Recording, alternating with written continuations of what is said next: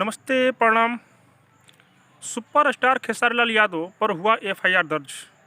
खेसारी लाल यादव जा सकते हैं जेल। ये मामला 4 साल पुराना का है।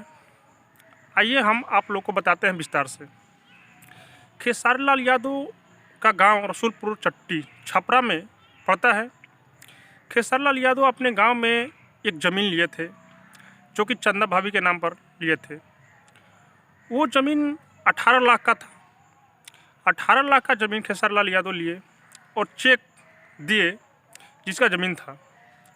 वो चेक बाउंस कर गया, जो कि बैंक में गया चेक, तो पैसा उस अकाउंट में नहीं था।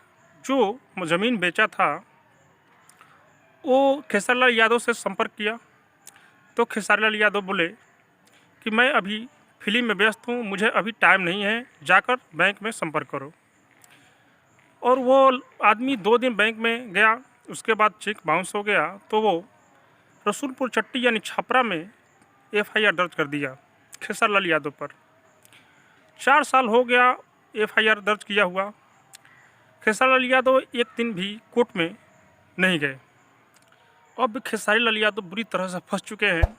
अब देखते हैं आगे क्या होता है। ऐसे ही भोजपुरी की खबर आप लोग के बीच पहुंचाते रहेंगे, इसलिए इस चैनल को सब्सक्राइब कीजिए।